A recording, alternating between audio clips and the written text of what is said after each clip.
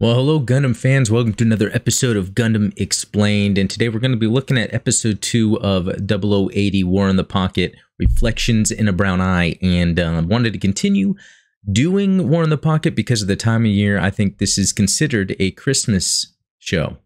If not, let me know in the comments why this wouldn't be considered a Christmas classic, or if you have any other Gundam Christmas related things you'd watch, let me know in the comments below. But if you haven't, like and subscribe. There'll be more of this coming up. And also, there is a link in the description to a video that explains a giveaway going on. I'm almost at 600 subscribers. That's when I'll be giving away the stuff. But blah, blah, blah. Let's get going. You know, we ended the first episode where Al meets Bernie in the Zaku in the park. Because of a little skirmish that went on in the colony. They're at Side 6, and Al had been taking pictures of what was going on. So let's see what happens now. Now, while the music doesn't necessarily match, I guess, what's going on here with Gundam, giant robots battling, it's still some groovy music. So you can see here where Bernie's already annoyed with Al. Oh, look, a little kid sneaking up on him. His mobile suit has been damaged from crashing. He probably feels bad about himself.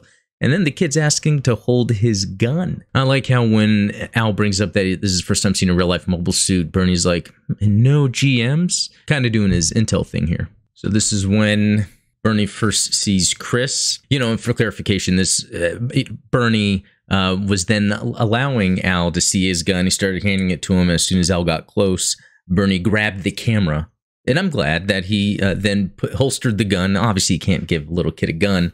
But then he's looking through the camera and he is seeing the NT2 here. So he's starting to see that there's information. Now, like shortly after that, Al tackles Bernie to get the camera away. But then he sees that little insignia that he has on his collar, which, by the way, I brought that up in the review of the Zaku Robot Spirits, how the box tab, the cardboard, seems to have a cutout of that little insignia, the rank badge that you can get. So again, Bernie is pretty smart here. He's having to deal with this kid, but he's using it to his advantage.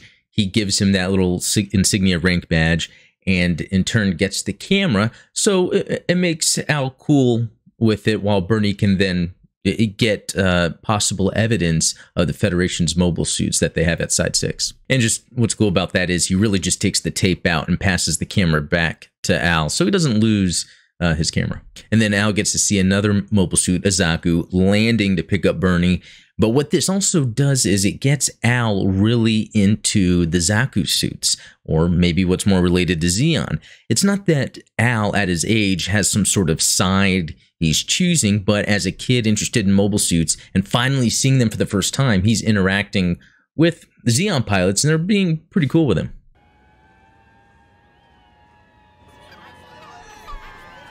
We're kind of seeing the aftermath here of that battle that took place. And so I guess they canceled morning classes, but the kids are still just kind of hanging out at the school. This gives a chance for the kids to tease each other again, telling the girl how, hey, yeah, Federation doesn't have mobile suits, huh? So kind of tying that story element back. Yeah, and who doesn't pretend they're piloting a mobile suit sitting in their office chair, right? But no, really, it's cool what was going on here, how there was that mobile suit battle in the streets, but we're seeing kind of this, you know, kid's eye view of him being excited to see the mobile suits, meeting the Zeon officer, getting that insignia. But also, this episode is showing how disastrous the aftermath was of the battle that happened, even canceling school. So we're kind of seeing the world building evolve as these kids, from the kid's eye view, are experiencing it. Very interesting that the show is called Reflections in a Brown Eye. This episode is called that because I think it's almost like you're seeing it from Al's point of view. And really just a cool shot here of Side 6. We're seeing that curvature of the colony. I would assume maybe and I don't know, or because it's animated like this, you can't really tell, but you would think that it would seem flat and the curve is just small enough that it's not noticeable. I don't know. There would have to be the physics behind these colonies to really understand that. So we're seeing a shot of the moon because they have the base Granada here. And this is where that Zeon team, the Cyclops team, is at. Another shot how the base is built in the crater. So in this moon base, we're actually seeing the team from the Arctic base attack from the first episode and how they were able to obtain, or not them, but Zeon were able to obtain the evidence that that shuttle had a weapon, the NT-2 potentially, that's now over at the Site 6, and they're going to assign Bernie to be a part of that group. And this is where the Cyclops team forms. This is where they enact Operation Rubicon. Really cool shot here, seeing the camphor in the back there, like it's still under development. And there's some character building here going on because, you know, I think his name is Colonel Killing. As he assigns Bernie to them, he says, hey, he's one of the best pilots we have. But really, that was Bernie's first time out piloting, and he damaged his Zaku out for the first time. And so he's actually being teased for that. So we're seeing some character development that goes throughout the series of Bernie really wanting to try to prove himself, despite the team thinking that he is the best pilot, but he knows inside that he hasn't really proved himself yet. So back at the school, Al was just speaking to, I believe, maybe the principal about having bad grades. And he's a little sad because now he has to speak with, or the principal's going to speak with his mom about that. So that's just, you know, kind of further moves Al's story forward. You know, and Al is still in a bad mood. His mom is kind of sensing that and asking, hey, any problems at school? But he's saying no. So yeah, she doesn't know what's up when he is acting in this way. And really, you know, reflecting on his test scores, and he's scared he's going to get in trouble from his mom. Really, the only thing he could think about, the only thing that makes him happy is the mobile suit he saw, the Zaku. So he, I guess, decides he wants to go see it, and he decides to leave his room. And very interesting here because Chris McKenzie kind of catches him sneaking out, and she's like, hey, I promise I won't tell anyone if you take me next time. She's kind of playing around with him. But then in his mind, he's thinking back to Bernie telling him not to tell anyone about their meeting. And so Al's taking that seriously and telling her, no, girls can't come along. You know, this is kind of foreshadowing, I guess, the two different sides here. We have, you know, Earth Federation, Zeon. If she was to discover what's going on, that would be very different, a very different outcome for the plot. So Al gets to the park, goes to the Zaku, gets in the cockpit, and finds out that it is still functional to some degree, which is very important for later on. But you can only imagine a kid at his age so into mobile suits and coming across this and being able to mess around with it. Just look how happy he is. Back at Granada, they're preparing the shuttle to sneak into Side 6. And the Zeon soldiers even put a body into the co-pilot seat, and Bernie doesn't really know what's going on. And then some Zeon soldiers right outside the ship shoot in at that body at the co-pilot seat, and it really freaks out Bernie. This is not something he was expecting. Now we get to see some cool shots of some Zeon ships as that civilian ship gets sent out to Side 6.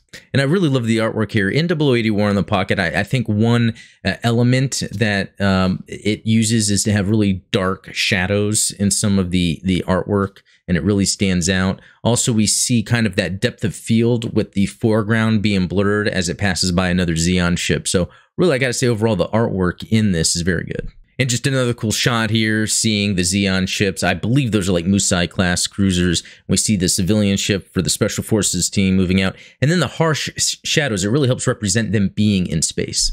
Here we see the MS-14JG Gelgu Jaeger launched. And there's actually a Robot Spirits version of this, so I might review that here on the channel. Yeah, so they initiate this battle ahead of time to kind of cause a distraction for the ship. Very cool. Cool music and cool battles. I just want to call out how awesome this frame is, and there's a few, or more than a few frames of animation here, but just showing the GM, I think, space command type. What is that? Yeah, command space type, the Jaeger kind of battling there. Just a really cool shot. You see the colony in the background. So really this, even though it's a character-driven story, it has some top-tier mobile suit battle animation. And Bernie is calling to the colony, asking for emergency landing clearance, you know, to kind of get by and sneak in this way during the battle. And pretty cool, there's some trivia on the wiki page about this with the number 4, kind of in Japanese and some other of the Far East languages, where the number 4 spoken in that language sounds like similar to the word death. So a lot of times it's kind of used as bad luck or foreshadowing, and I think that could be potentially what's going on here.